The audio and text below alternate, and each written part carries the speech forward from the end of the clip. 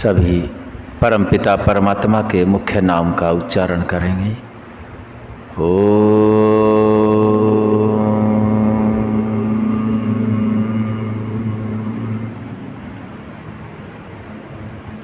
आर्य समाज में संध्या के उपरांत आर्य समाज के नियमों पर विचार स्वयं के आचरण में लाने के लिए किया जा रहा है, ताकि हम सभी आर्य समाज के स्तंभ मजबूत स्तंभ बन सकें।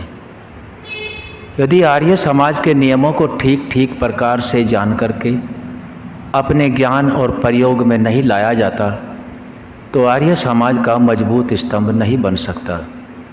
उसके लिए प्रयास कर रहे हैं।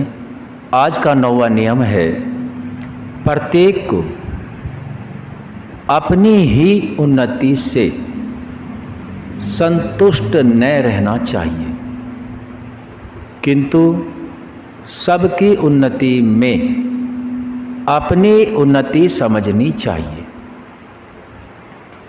प्रत्येक को, अब यहाँ शब्द प्रत्येक आया है और 10वें नियम में आया है सब मनुष्यों को। 10वें नियम को ध्यान में रखते हुए 9वें नियम में ये बातें रखी गई हैं, क्योंकि 10वें का आधार ये 9वां नियम है और 9वें का आधार पीछे के 8 नियम हैं।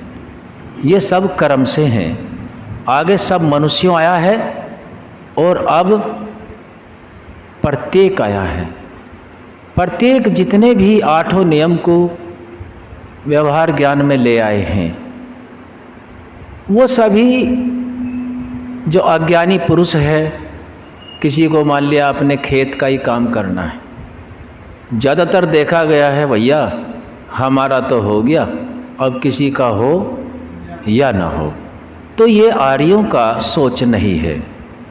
इस बातों को ध्यान में रख करके स्वार्थी न बने, स्वार्थी ना हो, उसके लिए यह नियम रखा गया है।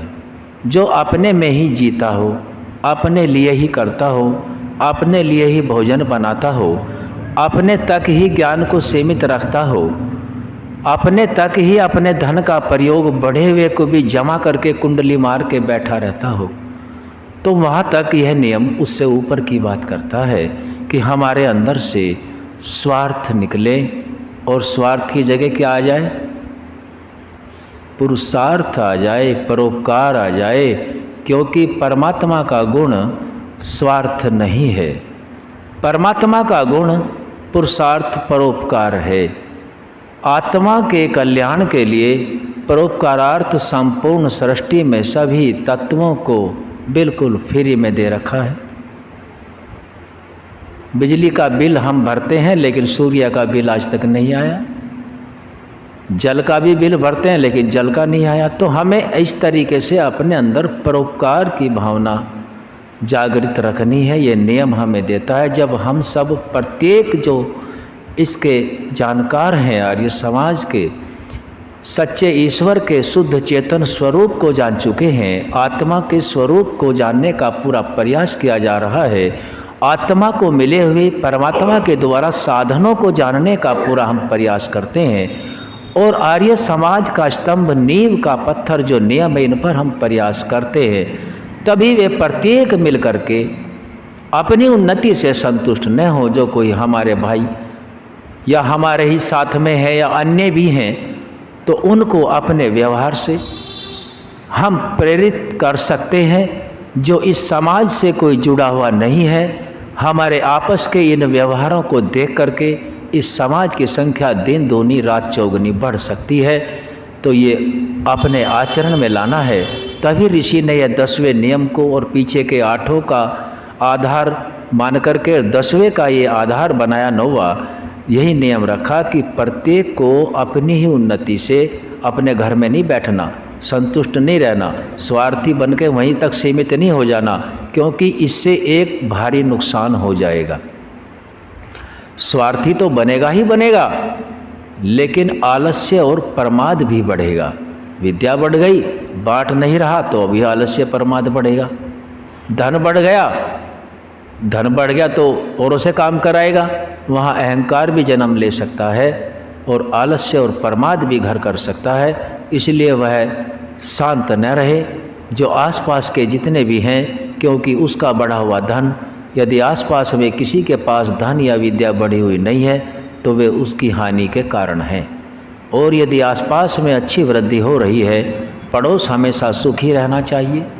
आसपास में रिश्तेदारी में जान पहचान में कोई भी व्यक्ति भूखा या दरिद्र नहीं होना चाहिए, क्योंकि उसमें साधारण भाषा में कहते हैं कि कमज़ोर तो दुखी ही करेगा।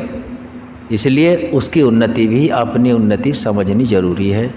उसकी उन्नति में भी अपनापन लेकर के अपने जैसी ही उन्नति निस्वार्थ भाव से करें तो हमारे अंदर से स्वार्थ, अहंकार, आलस्य और प्रमाद भाग जाए और ज्ञान उसकी जगह आकर के बैठ जाए, क्योंकि ज्ञान का आना बहुत ज़रूरी है।